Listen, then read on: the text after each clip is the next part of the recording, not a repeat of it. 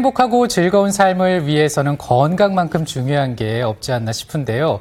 그런데 이제 갑자기 발생해서 치료가 되는 통증은 괜찮은데 만성적인 통증은 우리가 좀 신경을 써야겠습니다. 네, 이런 통증을 관리해주는 그런 과가 있습니다. 네. 바로 마취통증의학과입니다.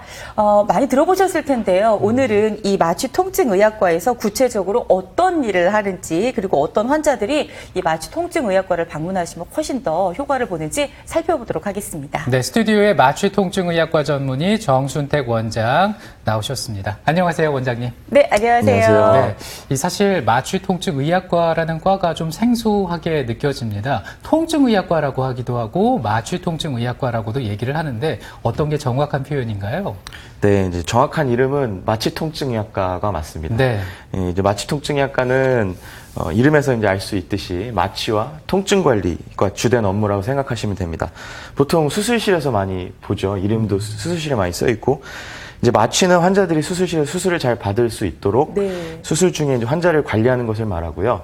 수술을 받는 환자 중에 중환자가 있을 수도 있잖아요. 건강한 그쵸. 사람들만 수술을 받는 게 아니니까. 그래서 이제 수술 후에 중환자 관리도 마취통증의학과에서 하고 있습니다.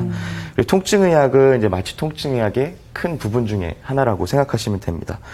이제 환자들의 이제 모든 통증을 치료를 하게 되는데 일반적인 근골격계, 뭐 척추나 관절 이런 네. 통증, 그 다음에 병증성 통증, 신경통이라고도 하죠. 그리고 암성 통증, 암 환자들도 예, 보고 있습니다. 그리고 이제 수술을 하고 나면은 통증이 있잖아요. 수술 후 통증 관리까지 예, 담당하고 있습니다. 내과를 보시면은 뭐 소화기 내과, 심장내과, 네. 호흡기 내과 이렇게 분과들이 여러 개 그 과 안에 많이 있는데 이제 저희 마취통증의학과에는 뭐 심폐마취, 뭐 제왕절개 등을 하는 산부인과 산과마취, 이식마취, 소아마취 이런 마취 파트가 있고 그다음에 이제 중환자 관리, 통증의학 이렇게 네. 분과가 나뉘어져 있습니다. 그래서 통증의학과는 이제 마취통증의학과 안에 한 분과라고 생각하시면 되겠고요. 요즘 이제 방송하는 의학 드라마가 있는데 거기에서 이제 이 마취통증의학과 안에 통증의학과에 대한 내용을 지금 다루고 있는 걸로 네. 알고 있습니다. 아니, 그렇다면 뭐 상당히 다양한 과에 다 적용이 되겠네요. 공부 진짜 많이 하셨겠습니다. 네. 자, 그렇다면 이제 우리 마취통증의학과에서 그 마취에 대해서 좀 살펴보도록 하겠는데, 네. 제가 아는 마취는 두 종류. 국소 마취, 전신 마취 이렇게 나뉘지 않습니까? 이런 네. 내용도 좀 설명해 주시겠어요? 네, 이제 국소 마취, 부분 마취라고 네. 하기도 하고 이제 전신 마취가 있죠. 이제 다른 분야들도 그렇겠지만 마취도 좀 발전이 많이 이루어져서요. 예전에는 이제 조금 찢어져서 봉합할 때, 꿰맬 때 거기에만 마취를 하는 이제 국소 마취를 했었고 나머지는 다 이제 전신 마취를 하게 됐었는데 전신 마취는 이제 잠이 들고 인공호흡기를 돌려서 이제 마취통증의학과 의사가 다 이제 조절을 하면서 수술을 하고 이제 마취를 깨우고 네. 이렇게 하는 게 전신 마취가 되는데 요즘에는 이제 수술 부위나 시간이나 뭐 환자의 상태에 따라서 마취 방법을 좀 바꾸게 되는데요. 뭐 예를 들어서 한쪽 팔만 수술한다든지 한쪽 다리만 수술한다든지 아래 배 쪽만 수술한다든지 이럴 때 그 부위만 마취할 수 있는 부위 마취가 또 있습니다. 그래서 네. 우리가 오, 신기하네요. 뭐 하반신 마취라고 하는 뭐 척추 마취, 경막의 마취, 그다음에 팔만 마취하는 뭐 상완신경총 마취 이런 것들을 이제 하게 되고요. 수술 시간이 길거나 뭐 뱃속, 심장, 폐 이런 데를 수술할 때는 이제 전신 마취를 시행하게 됩니다. 그리고 또 이제 간단한 시술이나 내시경 등을 할 때 잠만 살짝 자고 일어나는 이제 맥 마취라고 하는데 뭐 정맥 마취라고 하기도 하고요. 그런 것들도 있습니다. 네. 근데 저는 여기서 좀 궁금한 게 있는데요. 어디서 듣기로는 마취를 하면 특히 이 전신 마취를 하고 나면 조금 멍청해질 수도 있다고 하던데 이게 사실인가요? 머리가 나빠진다. 네. 네. 이제 전신 마취를 하게 되면 마취 약제가 많이 들어가고 이제 의식에 관련돼서 이제 뇌에 작용을 하니까 그런 것 같은데 전신 마취와 뇌에 대한 연구가 많이 이루어지고 있는데요. 이제 마취로 인해서 뭐 지능이 떨어진다라든지 이런 것들에 대해 정확하게 밝혀진 것은 아직 없고요. 이제 성인들에 대해서는 큰 영향이 없는 것으로 알려져 있고 대신에 이제 이 뇌나 이런 곳이 좀 덜 성숙한 만 3세 미만의 아이들 있죠. 이런 아이들이 3시간 이상 긴 수술을 여러 번 하는 것은 조금 영향이 갈 수도 있다라고 이제 알려져 있습니다. 성인은 마취 약제로 인한 영향보다는 이제 수술할 때 출혈이나 이런 것들 때문에 혈압이 많이 떨어질 수도 있고 네. 이런 좀 과도한 이 활력증후의 변동이 있을 경우에는 좀 영향이 있을 수도 있습니다. 네. 그렇다면 이제 그 통증에 대해서 좀 본격적으로 살펴볼 텐데요. 우리가 어디가 아플 때 이제 통증이 느껴져요 이렇게 얘기를 하거든요. 그렇다면 이 통증은 정확하게 뭘 얘기하는 겁니까? 네, 이제 통증이라고 하면은 단순히 아픈 것만 생각하시기 쉬운데요. 네. 이게 좀 생각보다 간단한 의미가 아닙니다. 이 국제통증연구학회에서 통증에 대한 정의를 내렸는데, 통증이란 이제 실질적 또는 잠재적인 조직 손상이거나 이런 손상에 관련돼서 표현되는 감각적이고 정서적인 불유쾌한 경험으로 정의를 했습니다. 네. 그러니까 통증은 단순히 아픈 감각만을 뜻하는 게 아니고 네.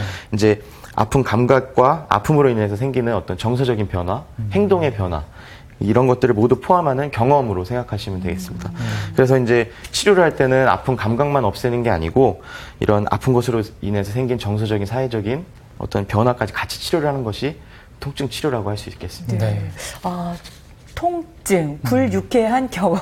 사실 그래서 우리가 통증을 싫어하는데 누군가는 이렇게 말씀하시기도 하더라고요. 만약 통증이 없으면 우리가 어디가 아픈지 어떻게 치료해야 되는지 모르기 때문에 더 큰 문제가 돼서 어쩌면 통증은 신이 주신 축복일 수도 있다. 이런 말에서 좀 깜짝 놀라기도 했는데요. 자, 그렇다면 통증은 왜 발생을 하는 것인지 그리고 통증에도 종류가 있다면 어떤 종류가 있는지 좀 설명해 주시기 바랍니다. 네, 말씀하신 것처럼 통증은 이제 우리 몸에 이상이 생기면 우리 몸을 보호하기 위해서 몸이 보내는 신호라고 할 수 있습니다. 네. 다음 화면을 보시면은 우리 몸에 이제 강한 충격을 받게 되거나 아주 뜨겁거나 차가운 물체에 닿게 되면 우리 몸의 조직은 손상을 입게 됩니다. 네. 이런 이제 치매 자극이라고 하는데, 이런 치매 자극은 치매 수용체를 자극해서 사진에 나오시는 것처럼 이제 말초에 저렇게 못에 딱 찔리는 것처럼 자극을 받게 되면 이렇게 쭉 신경을 타고 척수를 거쳐서 뇌로 이제 통증 신호를 전달하게 됩니다. 빠르게 가는 거죠. 굉장히 멀리 굉장히 가네요. 빠르게 가는 네. 거죠. 예, 우와. 우리의 뇌는 이제 통증이 발생한 부위를 이렇게 딱 피하거나 회피하거나 움직이게 만들어서 더 큰 손상을 막게 만들겠죠. 네. 그리고 이제 손상이 발생한 후에는 다친 부위가 좀 민감해집니다. 자꾸 이제 통증이 지속되고, 그래서 이제 우리가 무의식적으로 그곳을 잘 움직이지 않게 되고 만지지 않으려고 하죠. 그러면서 이 상처 부위를 보호하게 되고 회복을 돕게 됩니다. 따라서 이제 통증은 우리 몸을 보호하기 위한 유익한 반응으로 볼 수 있습니다. 그런데 이제 그렇지 않은 병적인 통증도 있는데요. 병적인 통증은 우리 몸을 보호하는 기능 없이 그냥 통증만 주는 것을 말하거든요. 그래서 통증의 원인이 사라지고 나서도 아픈 통증, 또 특별히 원인이 확인되지 않는 통증, 이런 것들을 이제 병적인 통증이라고 네. 말을 합니다. 네. 의학적으로 통증을 몇 가지 나누는 분류가 있는데, 이제 기간에 따라서 급성 통증, 만성 통증, 그리고 원인에 따라서 뭐 체성 통증, 내장성 통증, 뭐 신경병증성 통증, 암성 통증 이렇게 구분하기도 합니다. 그런데 환자마다 같은 통증에 대해서도 느끼는 정도가 다를 수도 있고 또 어떻게 아프다 이런 표현 방법도 다르지 않나요? 네, 그 통증을 일으키는 원인이 너무 다양하니까요. 예, 그런 것에 따라서 표현이 좀 달라질 수 있는데, 피부나 근육, 힘줄, 뭐 인대, 관절, 뼈 이런 데에서 발생하는 통증을 체성 통증이라고 합니다. 이제 피부같이 얕은 곳에서 발생하면 좀 날카로운 통증이 생기고, 근육이나 힘줄 등에서 이제 발생하면 좀 둔한 통증이 생길 수 있고요. 내장성 통증은 이제 복부 장기나 폐, 뭐 심장 이런 데에서 통증이 오는 것을 말하는데, 날카로운 통증에서 둔한 통증까지 다 발생할 수가 있고, 이제 자율신경계에 동반된 어떤 미식거림이나 구토, 뭐 혈압변화 이런 것들을 동반하기도 합니다. 그리고 이제 신경이 다치거나 자극을 받았을 때 신경병증성 통증이 발생하기도 하고, 이때는 좀 저리거나 따갑거나 전기가 오거나 뭐 화끈거리거나 가렵고 간지럽기도 하고 그렇게 이제 표현이 됩니다. 통증은 단순한 감각이 아니기 때문에 개인차가 좀 클 수가 있고요. 또 그때마다 신체적 상태나 정서적 상태에 따라서 통증이 또 다르게 느껴지기도 합니다. 네. 그런데 이제 그 통증이 나타나는 기간에 따라서 만성 통증이냐 혹은 급성 통증이냐 이렇게 분류가 된다고 얘기를 하셨단 말이에요. 이걸 좀 구체적으로 풀어주신다면 어떻게 될까요? 이제 교과서를 찾아보면 급성 통증에 대해서 정확한 기간이 명시되어 있지는 않은데요. 네. 급성 통증은 최근에 발생돼서 일정 기간 동안 지속되는 통증을 말합니다. 그래서 이제 보통 상해나 질환들과 관련이 많고, 이제 이 문제가 해결이 되면 대부분 통증이 사라집니다. 이런 것을 이제 급성 통증이라고 하고, 만성 통증은 이제 상해로부터 회복이 되었는데도 그 이상으로 이제 통증이 지속되고 일반적으로 분명한 발병 원인을 밝힐 수 없는 경우에도 해당이 되겠습니다. 네. 급성 통증과 만성 통증이 서로 별개하기보다는 이제 급성 통증이 있었다가 어떤 원인에 의해서 통증이 좀 해결이 못되고 지속되는 경우, 만성 통증으로 진행된다고 생각하시면 됩니다. 통증이 이제 오랫동안 지속되면 우리 몸 안에 말초신경계나 중추신경계에 통증을 전달하는 시스템이 있는데 그것들이 네. 좀 변하게 되고요. 그리고 또 이제 정상적으로 우리 몸에는 통증을 억제시키는 기전들이 다 존재를 하는데 네. 이런 것들이 변화가 되게 됩니다. 그래서 비정상적인 통증 신호를 계속 느끼게 되는 거죠. 네. 그래서 통증이 있을 때는 좀 적극적으로 치료를 해서 만성 통증으로 가는 것을 막는 것이 중요합니다. 아, 초기에 그러니까. 네네. 네. 이 말씀하신 만성 통증은 그냥 뒀을 때 좀 위험한 거죠. 그렇죠. 예, 이제 만성 통증은 통증을 그 자체를 이제 병으로 볼 수 있습니다. 그래서 우리 몸이 이제 개인차가 있지만 통증을 많이 겪어볼수록 많이 느끼면 느낄수록 통증을 더 쉽게 느낀다고 하거든요. 그 이유는 이제 말초에서 또는 중추에서 감작된다고 표현을 하는데 이 통증에 만성적으로 감작되게 되면 통증 신호 통증을 전달하는 통증 신호가 정상보다 많아지게 됩니다. 아, 그럼 통증을 그동안 많이 느꼈던 사람은 더 많이 느낀단 네네네. 말이에요?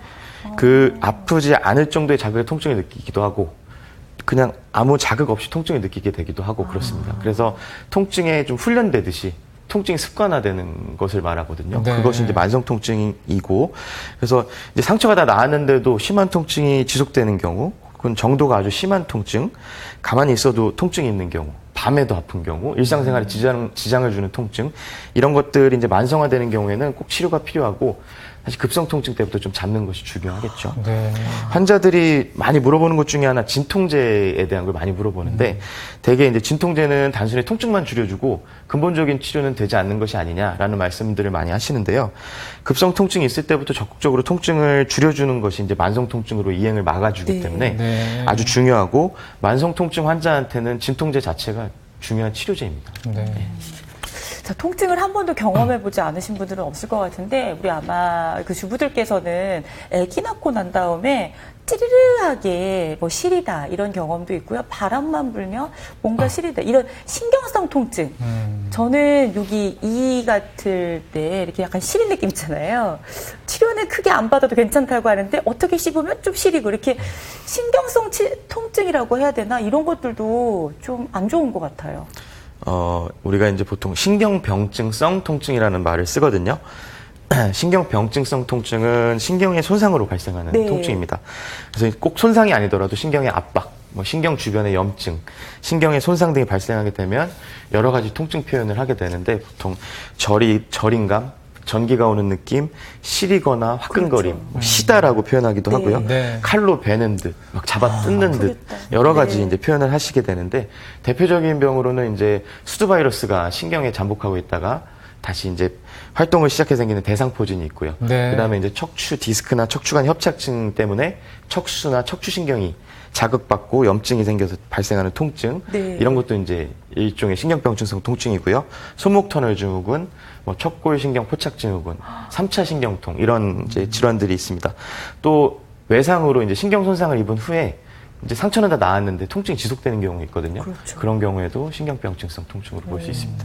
근데 사실 이제 환자 입장에서는 배가 아프면 내과를 가고요. 또 근육이 아프면 정형외과를 찾기 마련인데 그렇다면 마취통증의학과는 어떤 환자들이 찾습니까? 몽땅 다 가셔도 되는 예, 사실 다 오셔도 되는데요. 그러니까 아, 네. 통증의학과에서는 이제 전체 통증을 다 공부를 합니다. 배우고 이제 그런 통증들의 치료를 하게 되는데 이제 특히 그 중에서 척추 디스크나 척추관 협착증, 뭐 후관절 증후군, 네. 뭐 디스크 내장증, 척추 수술 후 통증 증후군 등 네. 이 척추 통증 환자들의 비수술 치료를 좀 적극적으로 많이 하고 있고요. 아, 그 다- 비수술, 네, 수술하지 네, 않고 수술을 하지는 네. 않으니까요. 저희 네. 과는. 예, 그리고 이제 그 다음에 이제 어깨나 무릎 등 관절 질환도 치료를 많이 하고요. 그럼 어떤 환자들이 가장 많이 오세요?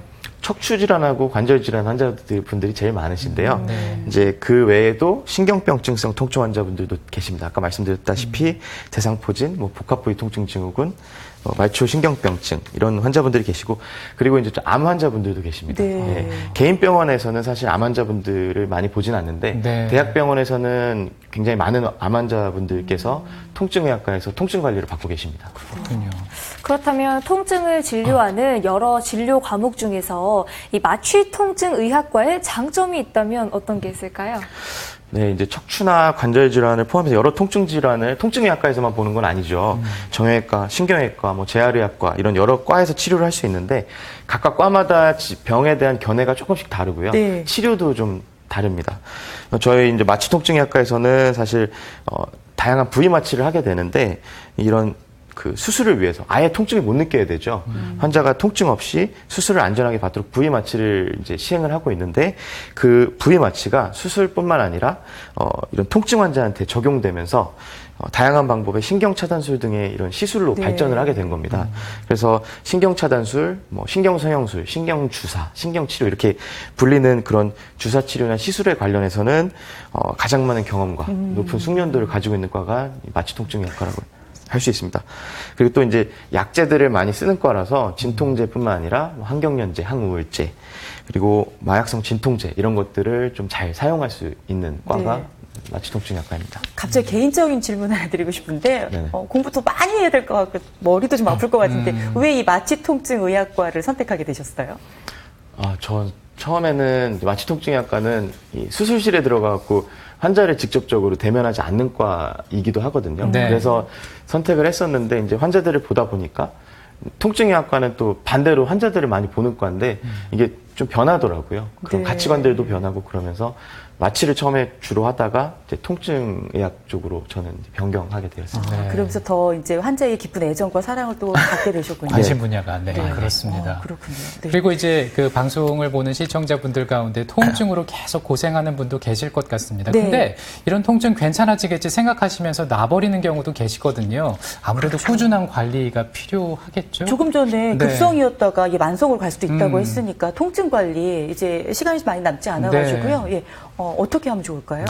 네, 이제 척추 질환의 관절 질환으로 치료받는 분들이 이제 저한테 가장 많이 물어보시는 게 완치가 되느냐, 고칠 수 있느냐라는 걸 많이 물어보시는데 이런 질환들이 사실 우리 몸이 자연스럽게 나이를 먹는 것처럼 퇴행성 변화가 이제 점점 일어나고 있는 것이거든요. 네. 그러면서 통증이 생기는 건데 그래서 이제 치료의 목표를 완치보다는 이제 그 앞으로 더 나빠지지 않게 관리를 하는 것에 있습니다. 그래서 우리 몸에 통증이 있으면 이제 먼저 움직임에 제약이 생기고 정서적으로 좀 우울해지는 등 일상생활에 많은 불편이 생기는데 그러다 보면은 점점 이제 활동을 좀 줄이게 되고 그렇죠. 삶의 질이 떨어지게 되는 맞아요. 안 악순환이 움직이시고. 네. 네, 악순환이 이제 반복이 될 수 있습니다. 그래서 통증이 있을 때는 병원에 방문하셔서 적극적으로 통증을 치료하시고 일상생활을 충분히 하시고 가벼운 운동을 좀 꾸준히 하시는 것이 오히려 이런 척추나 관절의 퇴행성 변화를 늦출 수 있습니다. 네. 그래서 이런 이제 아픈 통증에서 빨리 해방되시기를 바랍니다. 네. 네. 저는 사실 마취 통증의학과가 어떤 것들을 담당하나 궁금하기도 했는데요. 오늘 듣고 보니까 우리가 통증이 있을 때 빨리 어떻게 해결해야 되는 거 이거 참 초기에. 필요하겠다라는 네. 생각이 들었습니다. 그렇습니다. 오늘 마취와 통증에 대해서 살펴봤습니다. 마취 통증의학과 전문의 정순택 원장이었습니다. 고맙습니다. 네, 감사합니다. 감사합니다. 박정 리포터 고생 많았습니다. 네, 수고하셨습니다.